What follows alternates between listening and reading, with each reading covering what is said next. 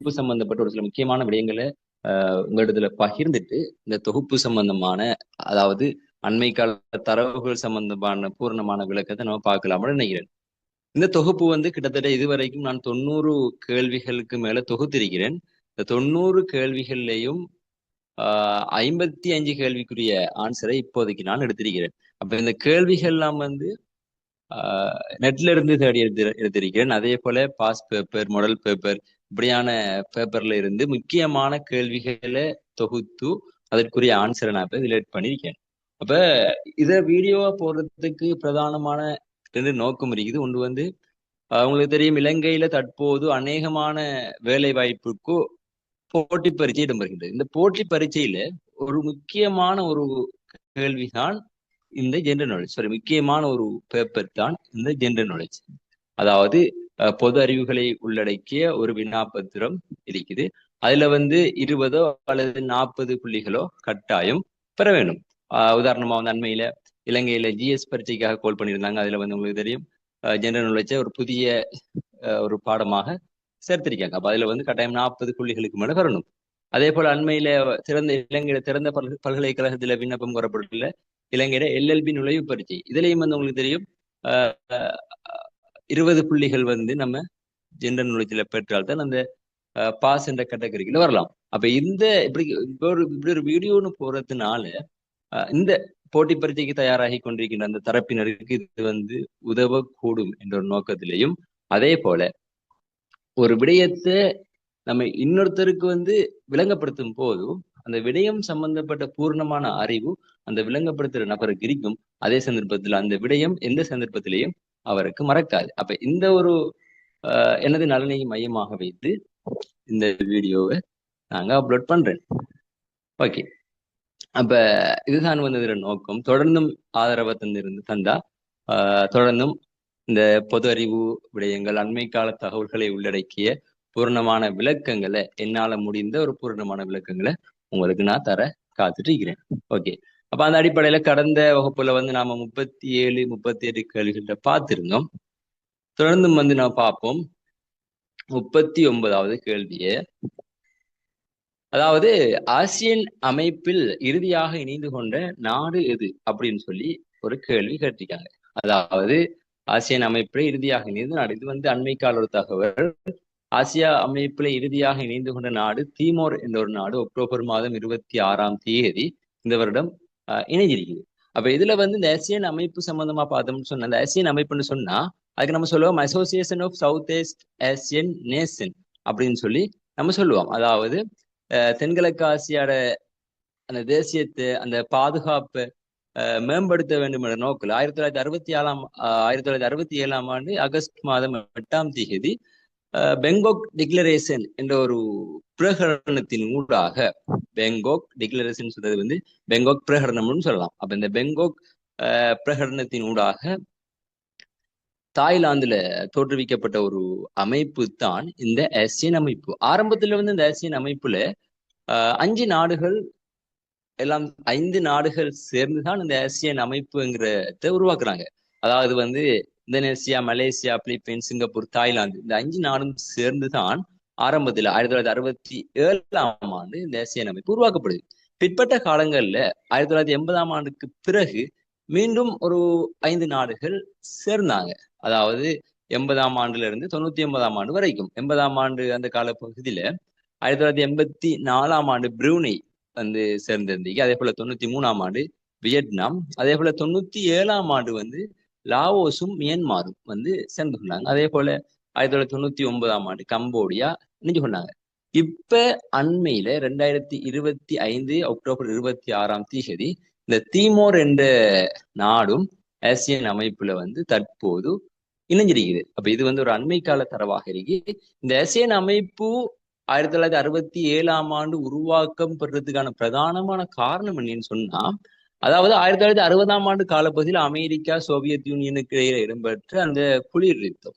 இந்த குளிர் யுத்த காலப்பகுதியில, குளிர் யுத்தம் சொல்றது அமைதி போராட்டம்னு சொல்லுவோம். இந்த இந்த இந்த இந்த யுத்தத்துல, இந்த குளிர் யுத்த காலப்பகுதியில அமெரிக்கா, ரஷ்யா, உக்ரைன் போன்ற நாடுகளுக்கு இடையிலான அந்த யுத்தம் இடம்பெற்றிருந்தது. இந்த காலப்பகுதியில வந்து கிழக்காசியாவுக்குள்ள இந்த யுத்தத்தினால பல பிரச்சனைகள் கிழக்காசியா எதிர்கொள்ள ஆரம்பிச்சிருந்தது. உதாரணமா வந்து கிழக்காசியாவில் இடம்பெற்ற இந்த அமைதியின்மையை இல்லாம செய்ய வேண்டும். அமைதியின்மையை இல்லாம செஞ்சு ஒரு அமைதியான ஒரு பிரதேசத்தை உருவாக்க வேண்டும் சொன்ன அந்த கிழக்காசிய நாடுகள், அதாவது வல்லரசான அல்லது கிழக்காசியாவில் இருக்கிற உயர்ந்த நாடுகள் அல்லது ஆயுதம் பலம் கூடிய நாடுகள், பொருளாதாரத்தில் உயர்வான நாடுகள் எல்லாம் சேர்ந்து இந்த ஆசியன் அமைப்பை அப்போது உருவாக்குனது. அப்ப இது ஒரு காரணம், இந்த ஆசியன் அமைப்பு தோற்றுவிக்கிறதுக்கான காரணம். அதே போல இந்த கிழக்காசியாவுக்குள்ள, சவுத் ஆசியாவுக்குள்ள வந்து இந்த கம்யூனிசத்திர வளர்ச்சியை நம்ம என்ன செய்யணும், இல்லாம செய்யணும். பொதுவாக ஆசியாவுன்னு பார்க்கும்போது சவுத் ஆசியாவுக்குள்ள வந்து இந்த கம்யூனிசத்திர வளர்ச்சி, அந்த கம்யூனிசத்திர ஊடுருவலை தடுக்க வேண்டும் என்ற நோக்கிலையும் இந்த ஆசியன் அமைப்பை உருவாக்குறாங்க. இது ஒரு காரணம். அதே போல மற்றும் ஒரு காரணம் தான் வந்து இந்த ஆசியன் கண்ட்ரிக்குள்ள, அதுலயும் கிழக்காசியா நாடுக்குள்ள இடம்பெற்ற உள்ளக முரண்பாடுகள், இந்த ஆசியன் அமைப்புக்குள் இடம்பெற்ற உள்ளக முரண்பாடுகள்ல உதாரணமா வந்து நம்ம கம்போடியா போரை சொல்லலாம், வியட்நாம் போர், லாவோஸ், கம்போடியா, அந்த இவற்றுக்கு இடையிலான போர், இவ்வாறான போர் நம்ம சொல்லலாம். அப்ப இந்த இந்த பிரச்சனையில இருந்து ஒரு சுமூகமான ஒரு ஒரு ஒரு பிராந்தியத்தை உருவாக்க வேண்டும் என்ற நோக்கில தான் வந்து இந்த ஆசியன் அமைப்பு 1967 உருவாக்கப்படுது. அதே போலான் சார்க் அமைப்பு, south Asian association for regional cooperation, அது வந்து 1985 உருவாக்கப்படுது. இது வந்து அது கிழக்காசியாவை பிரதிநிதித்துவப்படுத்துற அமைப்புல. அப்ப இந்த ஆசியன் அமைப்பில் இறுதியாக இணைந்து கொண்ட நாடுகள் வந்து இந்த தீமோர். இப்ப அந்த ஆசியன் அமைப்பு சம்பந்தப்பட்ட ஒரு பூர்ணமான விளக்கம் உங்களுக்கு கிடைச்சிருக்கும்னு நினைக்கிறேன். அதே போல 40வது கேள்வி, இது வந்து ஒரு அண்மை கால தரவு தான். அதாவது நவம்பர் 4 இடம்பெற்ற ஒரு முக்கியமான ஒரு நிகழ்வு. அதாவது அமெரிக்கா நியூயார்க் நகரில் மேயராக தேர்வு செய்யப்பட்டு முதலாவது இஸ்லாமியர் யார்? அப்போ அது உங்களுக்கு தெரியும், சஹ்ரான் மும்தானி என்ற ஒருவர் தான் வந்து அமெரிக்காவோட புதிய மேயராக, அமெரிக்காவின் நியூயார்க் நகர்ல ஒரு புதிய மேயராக தெரிவு செய்யப்பட்டிருக்காரு. அப்ப இவர் வந்து உங்களுக்கு தெரியும், ஜனநாயக கட்சியை பிரதிநிதித்துவப்படுத்துற ஒருத்தர் தான் வந்து இந்த சஹ்ரான் மும்தானி. அப்ப சஹ்ரான் மும்தானிக்கு எதிராக அல்லது சஹ்ரான் மும்தானிக்கு எதிராக போட்டியிட்ட ஒருவர் தான் வந்து அண்ட்ரூ ஹோமோன்னு ஒருத்தர், அண்ட்ரூ ஹோமோ அப்படின்னு நம்ம சொல்லுவோம். அப்ப இவரும் வந்து சஹ்ரான் மும்தானிக்கு எதிராக போட்டியிட்டவர். அவர் வந்து குடியரசு கட்சியை சார்ந்த ஒருத்தர். அப்ப இதுல வந்து சஹ்ரான் மும்தானி 47% வாக்குகளை பெற்று அமோகமான வெற்றி அடைந்திருந்தார். அப்ப தற்போது அமெரிக்கா நியூயார்க் நகர மேயராக தெரிவு செய்யப்பட்ட முதலாவது இஸ்லாமியராக இந்த சஹ்ரான் மும்தானியை எங்களால குறிப்பிட முடியும். அதே போலதான் வந்து மற்றொரு கேள்வி, அமெரிக்காவை மையப்படுத்திய ஒரு கேள்வி, தற்போதைய அமெரிக்காவின் துணை ஜனாதிபதி யார்? இந்த அமெரிக்கா துணை ஜனாதிபதியை பார்க்கும் போது இந்த இந்த துணை ஜனாதிபதி சம்பந்தப்பட்ட பூர்ணமான விளக்கத்தை உங்களுக்கு தரலாம் அப்படின்னு நினைக்கிறேன். அமெரிக்காவோட துணை ஜனாதிபதியோட பேர் ஜேடி வேன்ஸ் என்ற ஒருத்தர். அப்ப இவர் உங்களுக்கு தெரியும், அமெரிக்காவோட தற்போதைய குடியரசு கட்சியிட ஒரு தரப்பினரா இவர் இருக்காரு. உங்களுக்கு தெரியும், அமெரிக்காவோட தற்போதைய ஜனாதிபதி டொனால்ட் ட்ரம்ப். அப்ப அவரோட கட்சி தான் வந்து இந்த குடியரசு கட்சி. அப்ப உங்களுக்கு தெரியும், அமெரிக்கால பிரதானமாக வந்து 2 கட்சிகள் காணப்படுது. இந்த 2 கட்சிகள்ல ஒன்றுதான் ஜனநாயக கட்சி, அந்த குடியரசு கட்சி. அதுக்கு நான் வாரன். முதல்ல இந்த அமெரிக்காவோட ஜனாதிபதியை எவ்வாறு தெரிவு செய்யற, இந்த துணை ஜனாதிபதியை எவ்வாறு தெரிவு செய்யற என்கிற அந்த சிறு விளக்கத்தை நான் பார்ப்போம். அப்ப அமெரிக்காவோட ஜனாதிபதி எவ்வாறு தெரிவு செய்யறாங்கன்னு சொன்னா, மக்கள் வந்து இலங்கை போன்று நேரடியாக ஜனாதிபதியை தெரிவு செய்யறது இல்லை. அவருங்க வந்து மக்கள் மறைமுகமாகத்தான் இந்த அமெரிக்காவோட ஜனாதிபதி, அமெரிக்காவோட துணை ஜனாதிபதியை தெரிவு செய்யறாங்க. அப்ப உங்களுக்கு தெரியும், அமெரிக்காவோட பிரதானமாக 2 கட்சிகள் இருக்குது, ஜனநாயக கட்சி, குடியரசு கட்சி. அப்ப இந்த ஜனநாயக கட்சி குடியரசு கட்சி சார்பாக போட்டிடுவாங்க. அந்த போட்டி இடுறவங்களை வந்து மக்கள் தேர்வாளர் கழகம் அல்லது தேர்தல் கல்லூரி அப்படின்னு சொல்லி, அல்லது எலக்டோரியல் காலேஜ் அப்படின்னு சொல்லியும் சொல்லுவோம். அந்த தேர்வாளர் கழகத்தின் ஊடாகத்தான் தெரிவு செய்யறாங்க. அப்ப இந்த தேர்வாளர் கழகத்துல மொத்த உறுப்பினர் தொகையை பார்த்தோம்னு சொன்னா 538 பேர் அந்த தேர்வாளர் கழகத்துல தேர்வாளர் கழகத்துக்கு அனுப்பி வைப்பாங்க. அந்த அனுப்பி வைக்கிறவங்க தான் வந்து அமெரிக்கா ஜனாதிபதியை தெரிவு செய்வாங்க. அப்ப இந்த அடிப்படையில தான் வந்து அமெரிக்காட ஜனாதிபதி தெரிவு செய்யப்படுது. அப்ப உதாரணமா அமெரிக்காவில் இருக்கிற இந்த மாநிலங்கள், உதாரணமா உங்களுக்கு தெரியும் கலிபோர்னியா, பென்சில்வேனியா இப்படியான பல மாநிலங்கள் காணப்படுது. இந்த மாநிலங்கள்ல வந்து தேர்தல் தொகுதியாக பிரித்து அந்த தேர்தல் தொகுதியில வந்து ஜனநாயக கட்சி சார்ந்த ஒரு கேண்டிடேட், அதே போல குடியரசுக் கட்சி சார்ந்த ஒரு கேண்டிடேட் வந்து போட்டிடுவாங்க. அதாவது ஒரு ஜனாதிபதியை பிரதிநிதித்துவப்படுத்துற அல்ல ஜனாதிபதி வேட்பாளரை பிரதிநிதித்துவப்படுத்துற அடிப்படையில போட்டிடுவாங்க. அவங்க தான் வந்து என்ன செய்வாங்க, அவங்க தெரிவு செய்யப்பட்டு தேர்வாளர் கழகத்துக்கு அனுப்பி வைக்கப்பட்டு இந்த தேர்வாளர் கழகத்தின் ஊடாக இந்த அமெரிக்காட ஜனாதிபதி வந்து தெரிவு செய்யப்படுது. தான் வந்து அமெரிக்காட மக்கள் மறைமுகமாக ஜனாதிபதியை தெரிவு செய்யறது. அப்ப இதுல பாருங்க, ஒவ்வொரு ஜனாதிபதி கேண்டிடேட்டும் அல்லது ஜனாதிபதி வேட்பாளரும் வந்து தான் போட்டியிடும் போது தனக்கான துணை ஜனாதிபதியையும் அவர் வந்து அந்த லிஸ்டுக்குள்ள சேர்ப்பார். அப்ப அந்த அடிப்படையில தான் வந்து இந்த ஜேடி வேன்ஸ்ங்கிற ஒருவர் அமெரிக்காட துணை ஜனாதிபதியா தற்போது இருக்காரு. இப்ப இது ஒரு விஷயம். அதே போல இந்த அமெரிக்காட கட்சிகளை பார்க்கும்போது பிரதானமாக அமெரிக்கால வந்து 2 கட்சிகள் காணப்படுது. ஒன்று ஜனநாயக கட்சி, குடியரசுக் கட்சி. நான் சொல்லியிருந்தேன் இந்த ஜனநாயக கட்சி, குடியரசுக் கட்சி இதை பார்க்கும்போது ஆரம்பத்துல முதலாவது தோற்றம் பெற்ற கட்சி வந்து இந்த டெமோக்ராட்டிக் பார்ட்டிங்கிற ஒரு கட்சி தான். அதாவது 1792ஆம் ஆண்டு தோமஸ் ஜெபர்சன் அதே போல ஜேம்ஸ் மெடிசன் என்கிற ஒருத்தரால அந்த இருவரும் சேர்ந்து இந்த அமெரிக்காட ஜனநாயக கட்சியை தோற்றுவிக்கிறாங்க. ஆனா அப்ப வந்து அந்த அமெரிக்காட ஜனநாயக கட்சி என்ற ரீதியாக நேரடியாக அழைக்கப்படவில்லை. அது வந்து டெமோக்ராட்டிக் ரிபப்ளிக் பார்ட்டி, அதாவது ஜனநாயக குடியரசு கட்சி இப்படித்தான் வந்து அழைக்கப்பட்டது. பிறகு வந்து 1828ஆம் ஆண்டு மாடர்ன் டெமோக்ராட்டிக் பார்ட்டி அப்படின்னு சொல்லி அண்ட்ரூ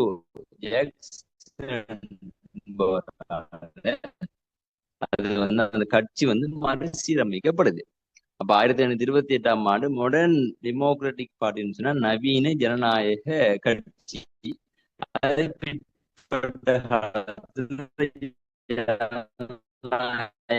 கட்சி என்ற அடிப்படையில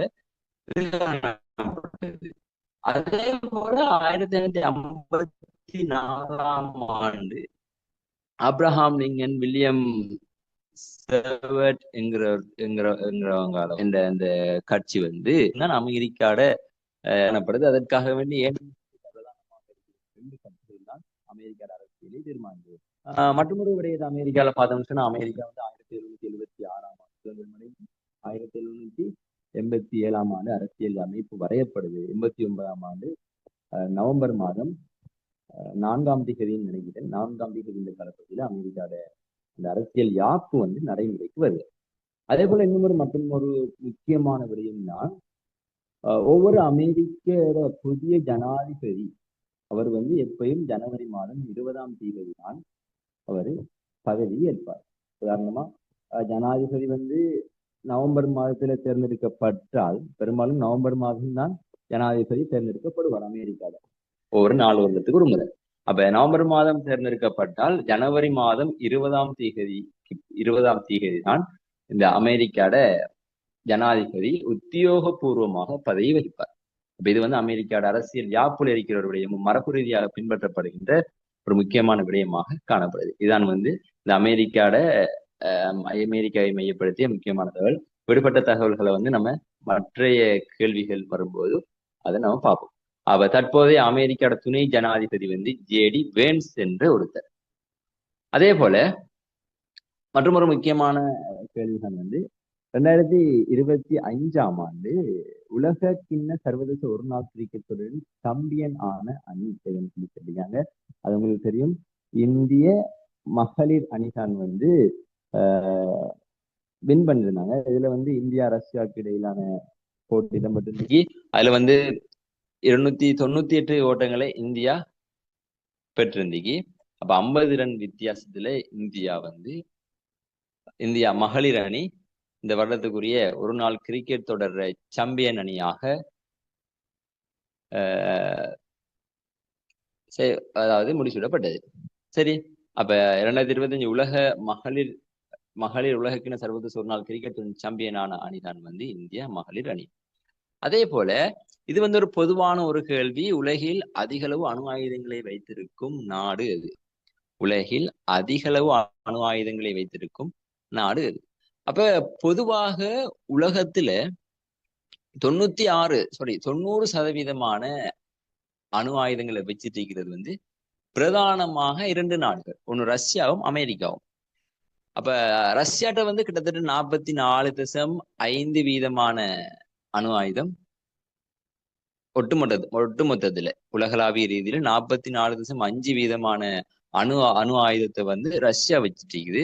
அதே போல 42.2% அணு ஆயுதத்தை வந்து அமெரிக்கா வச்சுட்டு இருக்குது. அப்ப முதல் இடத்துல ரஷ்யா, 2வது இடத்துல அமெரிக்கா இருக்குது. அதே போல 3வது இடத்துல சீனா, 4வது இடத்துல பிரான்ஸ், 5வது இடத்துல வந்து இந்தியா இருக்குது. அப்ப இந்த ரஷ்யா இந்த அணு ஆயுதங்கள்ற பிரதான நாடாக இருக்கிறது தான் வந்து முதன்மையான நாடாக இருக்கிறது தான் வந்து இந்த ரஷ்யா.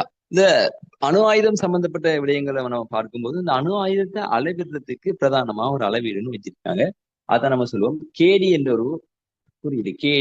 கேடின்னு சொன்னா வந்து அதாவது கிலோடன். அதே போல எம்டின்னு சொன்னா மெகாடன் அப்படின்னு சொல்லி நம்ம சொல்லுவோம். கிலோடன் சொன்னா 1000 தொன்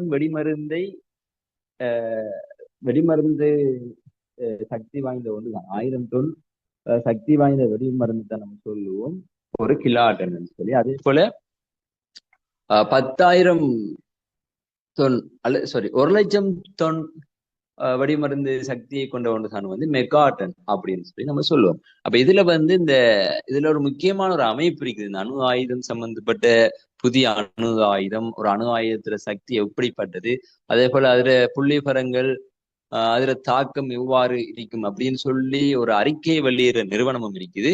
அந்த நிறுவனத்துல பேர் தான் வந்து SIPRI அப்படின்னு சொல்லி நம்ம சொல்லுவோம். அதாவது Stockholm International Peace Research Institute அப்படின்னு சொல்லலாம். எனக்கு தமிழால எப்படி சொல்றேன்னு சொன்னா ஸ்டோகம் சர்வதேச அமைதி ஆராய்ச்சி நிறுவனம் அப்படின்னு சொல்லி நம்ம சொல்லலாம். ஸ்டோகம் சர்வதேச அமைதி ஆராய்ச்சி நிறுவனம் என்று சொல்லி நம்ம சொல்லலாம். ஆங்கிலத்துல வந்து SIPRI அப்படின்னு சொல்லி நம்ம சுருக்க குறியீடுகள் ஊடாக ஸ்டோக்ஹோம் இன்டர்நேஷனல் பீஸ் ரிசர்ச் இன்ஸ்டிடியூட் அப்படின்னு சொல்லி சொல்லிக்கொள்ள முடியும். அப்ப இது வந்து ஒரு முக்கியமான ஒரு தகவல்.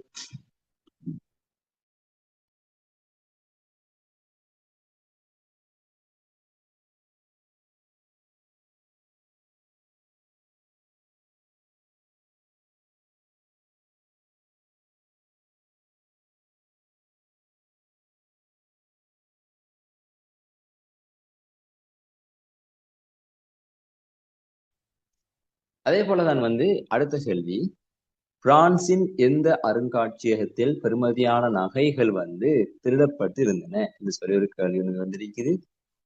இது வந்து ஒரு மாடல் பேப்பர்ல வந்த கேள்விதான். பிரான்சின் எந்த அருங்காட்சியகத்தில் பெருமதியான நகைகள் திருடப்பட்டிருந்தன? அப்ப உங்களுக்கு தெரியும், அது லூவர் மியூசியம் என்ற ஒன்று அது அண்மையில 2025 அக்டோபர் 19 இந்த திருட்டு இடம்பெற்று இருக்குது.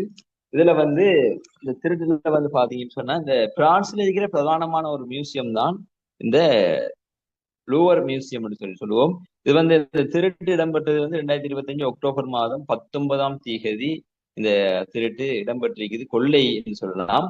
இது வந்து ஊழியன் கொள்ளை குழுவால, அதாவது ஹலியானா என்ற ஒரு கொள்ளை குழுவால இது திருடப்பட்டது. இதுல வந்து பெருமதியான நகைகள், அதே போல வைரம், தங்கம், இப்படியான பல நகைகள் வந்து திருடப்பட்டிருக்கு. இது திருடப்பட்ட இடம் இந்த அருங்காட்சியகம், இந்த லூவர் மியூசியத்தில் இருக்கிற அந்த இடத்துல பேர் வந்து அபோலா கேலரி என்ற ஒரு இடத்தில் இருந்தான் வந்து இந்த நகைகள் வந்து திருடப்பட்டிருக்கிறதாக சொல்லப்படுது. அப்ப இது ஒரு முக்கியமான விடயம். அதே போலதான் வந்து ஈராக்கின் பழைய பெயர் என்னன்னு சொல்லி கேட்டிருக்காங்க. ஈராக்ல பழைய பெயர் என்னன்னு சொல்லி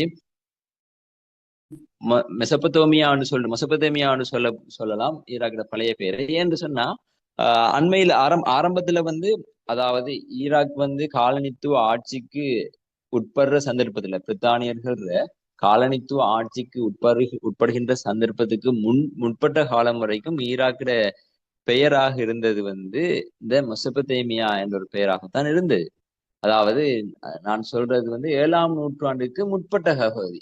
அதாவது இந்த நதிக்கரை நாகரிகத்தை மையமாக வைத்துதான் இந்த ஈராக் என்ற இந்த அமைப்பு, அதாவது ஒரு நாடு உருவாக்கப்பட்டது. மொசபத்தேமியா, யூப்ரதிஸ், டைக்ரிஸ், இந்த 2 நதிகளுக்கு இடைப்பட்ட ஒன்றை தான் சொல்லுவோம் வந்து இந்த மொசபத்தேமியா. பிறகு வந்து 7ஆம் நூற்றாண்டுக்கு பிறகு அரபிகள் இந்த பகுதிக்கு வந்து வராங்க. இந்த அரபிகள் இட்ட பெயர் தான் வந்து அல் ஈராக் அப்படின்னு சொல்லி சொல்லப்படுது. அதே போல வந்து 1924ஆம் ஆண்டுக்கு பிறகு இங்க வந்து பிரித்தானியர்கள் வந்து வராங்க. பிரித்தானியர்களோட காலனித்துவத்தில ஈராக் வந்து உட்படுது. நான் நினைக்கிறேன் 1924ஆம் ஆண்டுக்கு பிறகு பிற்பட்ட காலப்பகுதி, 1921, 22, 23 இந்த காலப்பகுதி. இந்த காலப்பகுதியில வந்து ஈராக்கை வந்து கிங்டம் ஆஃப் ஈராக்ன்னு சொல்லி அழைச்சாங்க. பிற்பட்ட அதுக்கு பிறகுதான் வந்து ஈராக்ன்ற ஒரு உத்தியோகபூர்வ பேர் இங்கே வருது. இப்ப குறிப்பா வந்து மொசபத்தேமியாவோட தெற்கு மற்றும் மத்திய பகுதியை தான் வந்து இது குறிக்குது. இந்த மொசபத்தேமியாவோட வடக்கு பகுதிக்கு வந்து அந்த காலத்துல அல் ஜசீரா என்று அழைச்சாங்க. அல் ஜசீரான்னு மொசபத்தேமியாவோட வடக்கு பகுதி அழைச்சாங்க. அப்ப இப்ப ஈராக்கா இருக்கிறது வந்து மொசபத்தேமியாவோட தெற்கு மற்றும் மத்திய பகுதி, அந்த பகுதியை தான் இந்த ஈராக் குறிக்குது. சரி, அப்ப இதுதான் வந்து ஒரு முக்கியமான விடயம். அதே போல மற்றொரு கேள்விதான் வந்து சார்க் அமைப்பு எத்தனையாம் ஆண்டு தோற்றுவிக்கப்பட்டது? சார்க் அமைப்பு எத்தனையாம் ஆண்டு தோற்றுவிக்கப்பட்டது? அது தெரியும் உங்களுக்கு, நான் ஏற்கனவே சொல்லியிருந்தேன். 1985ஆம் ஆண்டு கொழும்பு உச்சி மாநாடு மூலம் இந்த சார்க் அமைப்பு தோற்றுவிக்கப்பட்டது. சார்க் என்று சொன்னா South Asian association for regional cooperation அப்படின்னு நம்ம சொல்லுவோம். South Asian association for regional cooperation. இதற்கு தமிழால சொல்றேன்னு சொன்னா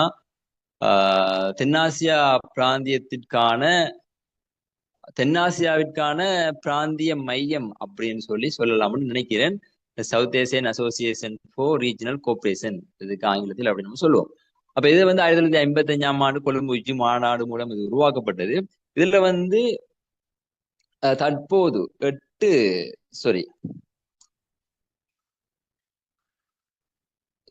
8 நாடுகள் இப்ப இருக்குது. ஆப்கானிஸ்தான், பங்களாதேஷ், இந்தியா, மாலைதீவு, பூட்டான், நேபாள், பாகிஸ்தான், ஸ்ரீலங்கா உட்பட 8 நாடுகள் இருக்குது. இறுதியாக இணைஞ்சதுதான் வந்து ஆப்கானிஸ்தான். 2007ஆம் ஆண்டு இந்த ஆப்கானிஸ்தான் இணைஞ்சிருக்கு. இதுல தலைமையகம் வந்து நேபாளம் காத்மண்டுல ஒரு தலைமையகம் இருக்கு. அப்ப இந்த சார்க் அமைப்பு உருவாக்கப்பட்டதுல பிரதானமான காரணம் என்னன்னு சொன்னா, நான் ஏற்கனவே சொன்ன அந்த அமெரிக்கா ரஷ்யாவுக்கு இடைப்பட்ட இந்த குளிர் போர், அதனால ஏற்பட்ட விளைவுகள், அதனாலதான் வந்து இந்த சார்க் அமைப்பும் உருவாக்கப்படுது. அதே போல பாதுகாப்பை மையப்படுத்திய ஒரு மையமாக இந்த சார்க் அமைப்பு காணப்படுது. அப்ப இதையும் வந்து எங்களால சொல்லிக்கொள்ள முடியும். அதே போல நம்ம ஒரு 10 கேள்விகளோட இந்த வகுப்பை நம்ம முடிப்போம். தொடர்ச்சியாக வந்து நம்ம அடுத்தடுத்த வீடியோவில் வந்து ஏனைய கேள்விகளையும் நம்ம பார்க்க இருக்கிறோம். ஓகே, அடுத்த கேள்விதான் வந்து சர்வதேச ஒலிம்பிக் போட்டியை நடாத்திய முதலாவது ஆசிய நாடு அது. சர்வதேச ஒலிம்பிக் போட்டியை நடாத்திய முதலாவது ஆசிய நாடு. அப்ப உங்களுக்கு தெரியும், 1964ஆம் ஆண்டு டோக்கியோவில் நடந்திருக்கு. ஜப்பான் டோக்கியோ என்ற இடத்துல வந்து இந்த முதலாவது ஒலிம்பிக் போட்டி, அதாவது ஆசியன் கண்ட்ரி நடாத்திய முதலாவது ஒலிம்பிக் போட்டி ஜப்பான்ல இடம்பெற்றிருந்தீங்க. அப்ப இது வந்து கோடைகால ஒலிம்பிக் போட்டி 1964ஆம் ஆண்டு இடம்பெற்றீங்க. அதே போல 2020ஆம் ஆண்டு ஒலிம்பிக் போட்டி 2021ஆம் ஆண்டு அதே ஜப்பான்ல கோடைகால ஒலிம்பிக் போட்டி இடம்பெற்று இருக்குது. சரி, 2020ஆம் ஆண்டுக்குரிய ஒலிம்பிக் போட்டி 2021ஆம் ஆண்டு நடந்தது. அதாவது அந்த டைம் கொரோனா பீரியட். இந்த டைம்ல வந்து 20ஆம் ஆண்டு நடத்த முடியாத ஒலிம்பிக் போட்டியை தான் 21ஆம் ஆண்டு மீண்டும் ஜப்பான்ல நடத்தினாங்க. அப்ப கோடைகால ஒலிம்பிக் ஜப்பான்ல 2 தரம் இடம்பெற்றிருந்தீங்க. அதுவும் ஒரே இடத்துல, டோக்கியோ இடத்துல இடம்பெற்றீங்க. 1964ஆம் ஆண்டும், அதே போல 2020ஆம் ஆண்டுக்கான ஒலிம்பிக் போட்டி 2021ஆம் ஆண்டு ஜப்பான்ல நடந்தீங்க. அதே போல தென்கொரியாவிலையும் வந்து 1998ஆம் ஆண்டு சியோல் என்ற இடத்துல இடம்பெற்றிருந்தீங்க. அதே போல வந்து 2008ஆம் ஆண்டும் பீச்சிங்ல இடம்பெற்றிருக்குது. இது வந்து ஆசியாவில் இடம்பெற்றிருக்கிற ஒலிம்பிக் போட்டிகள். இதெல்லாம் வந்து கோடைகால ஒலிம்பிக். அப்ப 1964ஆம் ஆண்டு ஜப்பான்ல, அதே போல 1998ஆம் ஆண்டு தென்கொரியா சியோல் என்ற இடத்திலையும், 2008ஆம் ஆண்டு சைனாவோட பீச்சிங்லையும் வந்து இடம்பெற்றிருக்கு. பிறகு 2020ஆம் ஆண்டுக்கு ஒலிம்பிக் போட்டு 2021ஆம் ஆண்டு ஜப்பான் இடம்பெற்றிருக்கு. அதே போல 1972ஆம் ஆண்டு குளிர்கால ஒலிம்பிக்கும் வந்து ஜப்பான்ல இடம்பெற்று இருக்குது. சரி, இப்ப இது வந்து இந்த ஒலிம்பிக் போடுற தரவு. ஒலிம்பிக் போட்டியில தரவு மிக ஆழமான ஒன்று. இதையும் வந்து நம்ம அடிக்கடி பார்க்க வேண்டும், ஒலிம்பிக் போட்டி சம்பந்தப்பட்ட விடயங்கள். அதே போல இஸ்ரேல் நாட்டின் ஜனாதிபதியின் பெயர். இஸ்ரேல் நாட்டின் ஜனாதிபதியின் பெயர். அப்ப அது சம்பந்தப்பட்ட அறிவு பெரும்பாலும் எல்லோருக்கும் இருக்கும். இஸ்ரேல் நாட்டு பிரதமர், ஜனாதிபதியில சம்பந்தப்பட்ட விடயம். அப்ப இசாக் ஹெர்சோக் என்ற ஒருத்தர் தான் வந்து இஸ்ரேல் நாட்டு ஜனாதிபதி. இவர் வந்து இஸ்ரேலிய லேபர் பார்ட்டியை பிரதிநிதித்துவப்படுத்துற அடிப்படையில இவர் இருக்காரு. இஸ்ரேலிய லேபர் பார்ட்டின்னு சொன்னா இஸ்ரேலிய தொழிலாளர் கட்சி, இஸ்ரேல் தொழிலாளர் கட்சி நம்ம சொல்லலாம். அப்ப இந்த எதிர விளக்கம் பெரும்பாலும் உங்களுக்கு தேவைப்படாது. அதே போல குவாட் அமைப்பில் அங்கம் வகிக்கும் நாடுகள் எவை? குவாட் அமைப்பில் அங்கம் வகிக்கும் நாடுகள், அப்ப அது வந்து அமெரிக்கா, ஆஸ்திரேலியா, ஜப்பான், இந்தியா.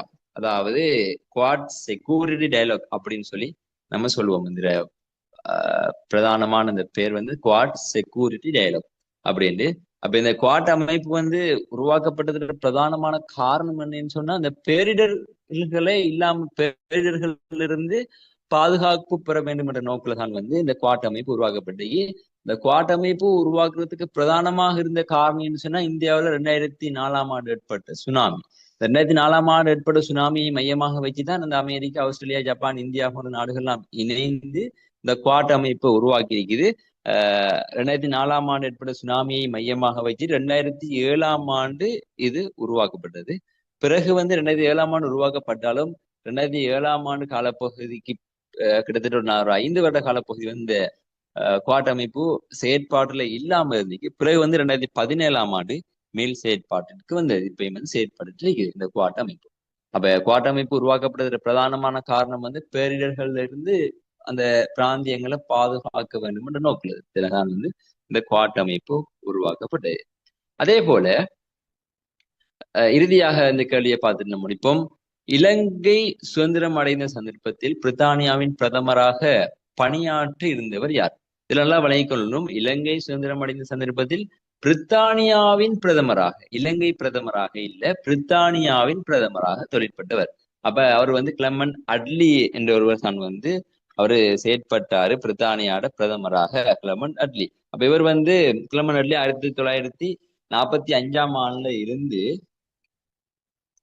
1945ஆம் ஆண்டுல இருந்து 51ஆம் ஆண்டு அவரு இருக்காரு. அவரை பிரதிநிதித்துவப்படுத்துற கட்சி வந்து தொழில் கட்சி. உங்களுக்கு தெரியும், பிரித்தானியாவில் இருக்கிற பிரதானமான கட்சி ஒண்ணு கன்சர்வேட்டிவ் பார்ட்டி, அதே போல லேபர் பார்ட்டி. தொழிற்கட்சி சாரி பழமை பெறும் கட்சி, தொழிற்கட்சி பழமை பெறும் கட்சி, கன்சர்வேட்டிவ் பார்ட்டி, லேபர் பார்ட்டி. அப்ப இந்த ரெண்டு கட்சியும் தான் வந்து பிரித்தானியாவில் இருக்குது. இவர் வந்து தொழிற்கட்சியை பிரதிநிதித்துவப்படுத்துற ஒருவர். அதே சந்தர்ப்பத்துல இலங்கை சுதந்திரம் அடைந்த சந்தர்ப்பத்துல இலங்கை பிரதமராக இருந்தவர் வந்து DS ஜனநாயக அவங்க. அப்ப 1947ஆம் ஆண்டுல இருந்து 52ஆம் ஆண்டு வரைக்கும் அவர் வந்து இலங்கையில பிரதமராக இருக்காரு. அப்ப இலங்கை சுதந்திரம் அடைந்த காலப்பகுதி உங்களுக்கு தெரியும் 1947ஆம் ஆண்டு. அதே போல இலங்கை குடியரசான திகதியும் எல்லாரும் தெரிஞ்சு வச்சிருக்கணும். 1972ஆம் ஆண்டு மே மாசம் 22ஆம் தேதி இது வந்து இலங்கை குடியரசாக மாறிய ஒரு தினம். அப்ப சுதந்திரம் அடைந்தது வேற, குடியரசு அடைந்தது வேற. சுதந்திரம் என்று சொல்றது வந்து பிரித்தானியாட கட்டுப்பாட்டுல இருந்து சுதந்திரம் பெறுவது. ஆனா இருந்தாலும் வந்து பிரித்தானியாட காலனித்துவத்தை கீழே தான் நம்ம 72ஆம் ஆண்டு வரைக்கும் இருந்து வந்துள்ளோம். பிறகு முழுமையாக இலங்கையை சுதந்திரமாக தன்னாதிக்கம் மிக்க ஒரு அரசாக மாற்றினது வந்து 1972ஆம் ஆண்டு மே மாசம் 22ஆம் தேதி இலங்கை குடியரசாக மாறுது. அப்ப இந்த இதுல இருந்து நான் வந்து பிரித்தானியாவுக்கும் இலங்கைக்கும் இடையிலான முழுமையான தொடர்பை இலங்கை அரசு வந்து கைவிட்டது. சரி, அப்ப இதோட வந்து இதுல வந்து முக்கியமான விஷயம், இந்த இலங்கை சம்பந்தப்பட்ட பூர்ணமான விளக்கங்கள், இலங்கையோட அரசியல் வரலாறுகள், தற்போதைய இலங்கையோட அரசியல், அதே போல அரசியல் நியமனங்கள், இது சம்பந்தப்பட்ட விடயங்கள் நம்ம கட்டாயம் பார்க்க இருக்கிறோம். எதிர்காலத்துல வந்து எதிர்வரும் வகுப்புகள்லையும் வந்து நம்ம இந்த இலங்கை சம்பந்தப்பட்ட ஒரு விடயத்தையும் பூர்ணமாக நம்ம பார்ப்போம். அப்ப இதுல வந்து கிட்டத்தட்ட இன்னைக்கு ஒரு 12 கேள்விகள் நம்ம பார்த்திருக்கிறோம். மற்றும் ஒரு வகுப்புல வந்து நம்ம புதிய புதிய தகவலோட சந்திப்போம். அஸ்ஸலாமு அலைக்கும் வரஹ்மத்துல்லாஹி வபரகாத்துஹு.